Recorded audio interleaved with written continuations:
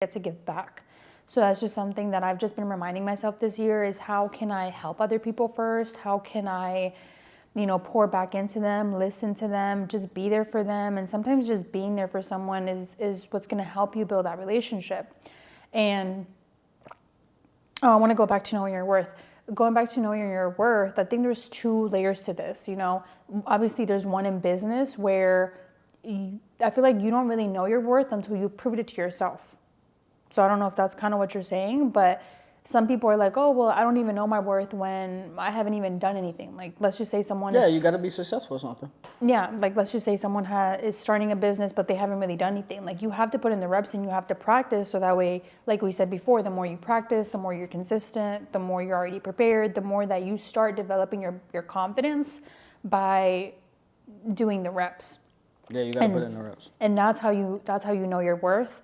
But I also wanted to go into the other side of the personal and the emotional aspect of it where, so many human beings are conditioned to be born, pay bills, and some people don't enjoy their life outside of that. Oh, no, hell no. And so it goes back to know your worth and know what you're bringing to the table in terms of sometimes it doesn't always have to be monetary. Maybe what you bring to the table is that you're a really good human being. You have a really good heart. You have a really good soul. You have a really good personality. And then from there, once you start building your worth, then you find your worth in other areas or other things. But I think sometimes that really is the core issue is that we don't even see our worth. And I would just speak from the 17, 18-year-old self, that I was. And I know back then, I definitely didn't think that I had as much worth as I have now, just simply because of trauma that I grew up in. And so I say that to say that sometimes it can be hard because, we're all raised differently. We all have different backgrounds, but I think that there comes a point in your life where you're either going to use it as an excuse and say, well, that's just how I am. That's just how I was born. And that's just how I was conditioned. Or you're going to say, I'm going to do something about it and I'm going to move forward to heal your family, heal your legacy, heal the people around you. Because I feel like every time that you heal yourself, you heal people around you kind of notice. And going back to our last episode, they pay attention. They pay attention to what you're doing. Oh, yeah, for sure, 1,000%. And then that's crazy that you said that you grew up feeling like you didn't have no worth. I grew up, I immediately knew I had worth because I was different from all the other kids because I had a skill set that was just undeniable. Like everybody seen my skill set. Everybody seen me drawing. Everybody seen how artistic I was. So I immediately knew. And not only that, I was successful at creating art. I was successful at showcasing my art. This was at a young age. So I knew I immediately had value. I immediately knew somebody was always going to need me for something because that's how I grew up. People always needed my skill set. So that's just crazy how different dynamics you are, like no matter what, and how you grew up, and how you grew up is how you act on certain things and live life. So that's crazy. Yeah. And trauma plays such a big, important part in our life. But I know this is going to be like a different topic, but maybe we can go into that in a different episode. But I think that the reason that kids or people that are biracial or that are 2 different cultures, they always grow up with this experience of not being enough in one area, not being enough in another area, is because of their experiences. Not everyone has that experience, and that's amazing if you didn't. But I just know for a lot of people that are from 2 different cultures, they always feel like, oh, well, I'm not Hispanic enough, and I'm not American enough, or I'm not American enough, and I'm not Black enough. And so I think that that's a whole nother struggle that, like I said, you can either let it define you and just say, let's just say, everybody has a different journey. So some people will say, oh, because of how I grew up, I'm just going to be this one culture and I hate the other part of me. And that wasn't me. I've never hated like where I've came from and the 2 sides of me. But I definitely want to say that growing up, it was kind of challenging because I had to navigate, well, who am I when I go out in the world and I have to speak English? And then who am I when I'm around my family and I have to present myself, to my Latino family? That sometimes, let's just be honest, your family will make fun of you and say like you're not Hispanic enough. And so, like I said, I think that there comes a point where you kind of have to you have to dictate your own self-worth, because if not, Nobody else will see it. No, Nobody else will see they'll your see self-worth. it, but they gonna dictate it like this. Yeah, you're right. They ain't gonna give a fuck. Yeah. So.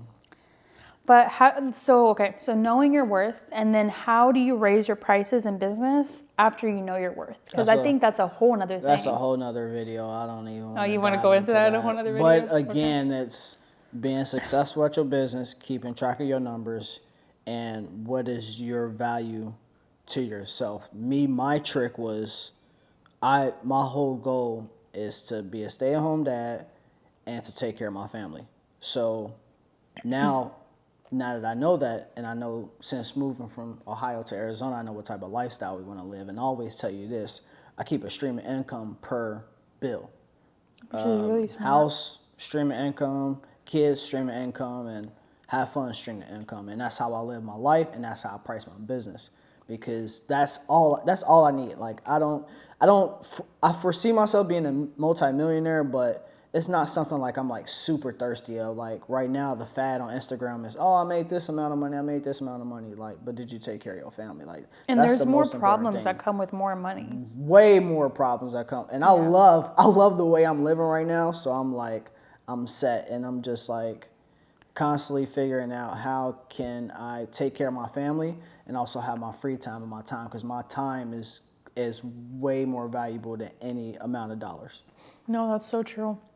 Because I even started thinking about that recently, and like I said, every day there's going to be a new level that you're getting to, right? And so at the end of the day, you kind of have to always, just test the waters, or like, what's the word? Like, just check the temperature and see where you're at. Are you getting too comfortable, or are you still dreaming bigger? And so I think for me, like I said, I'm still going through unconscious things that I'm trying to unlearn. But for me, money has just always been one of the hardest things that I battle with, because I grew up with, my mom kind of saving pennies because she didn't grow up with a lot of money. And then my dad on the other side, where he was like, we live one life, so you might as well spend your money and live the way you want. And so there's a beauty to both sides, but I think as a woman, I've just learned over time that it's not a bad thing to like money. It's not a bad thing to make money for your family, and it's not a bad thing to want more for yourself, because at the end of the day, only you know your reasons for why you're doing it. And as long as you can sleep at night, that's the only thing that should matter to you. And so that's something that I even started realizing with my goals, where I'm like, am I getting too comfortable? Am I dreaming small? Am I just settling? And so that's something that I've just kind of been reminding myself, where I think sometimes when you start a business, you're kind of like, oh, well, I should only charge this much because that's only what people are going to pay me, which is not true.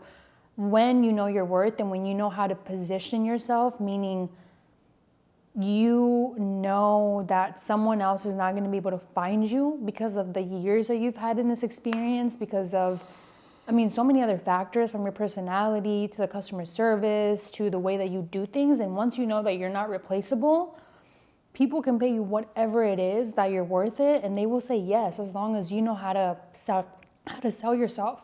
But it goes back to understanding your worth, and you have to stand on business, because I feel like a lot of us say that, but then we go back. I know I've done that, where I'm like, oh, I'm never going to work with a client less than $1,000. And then a client comes and they're like, oh, I can only afford $500. And I'm like, okay. And so it's just a reminder that never settle. Don't settle. Just don't settle. I wanted to bring up this hot topic. So there was this hot topic. I don't know if you guys remember, at the end of every episode, we would always bring up a hot topic from Reddit. And so there was this hot topic on Reddit that said, is entrepreneurship worth it? Depends on your definition. Like I said, what I was reiterating before, some people don't know how to scale. So when they don't know how to scale, they feel like they're wasting their time, and then they get frustrated. And then the boring stuff, which is being consistency, people don't like being bored. So once people start getting bored, it's like, that's why it's only for the top 1%. Yeah. Like, there's a reason why only the top 1% survive, because it's not for everybody. And you said something important, but it's also how you look at things. Everything is perception and perspective. Or did I say that? Perception, but our perspective. perception, yes. Yeah. Everything is perspective. And it goes back to if you're the type of person that always feels like you're wasting time by working on your business, you're never gonna make it. I'm sorry. You're gonna be miserable as hell. I'm sorry, but I'm just gonna be the first one to tell you you're never gonna make it. You're gonna be mad And lately, miserable. I've just been realizing that every single minute that I put towards my business is an investment. Even if I don't make a single dollar off of it, it's teaching me something. It's helping me build character. And so I'm reading this book, and like I said, it's like stuff that we've already talked about on these podcast episodes before, but sometimes it's like the smallest nuggets that we forget. And so something that he said in the book was, so many people are so busy chasing success or what their idea of success looks like, but who's building character? It goes back to those little things,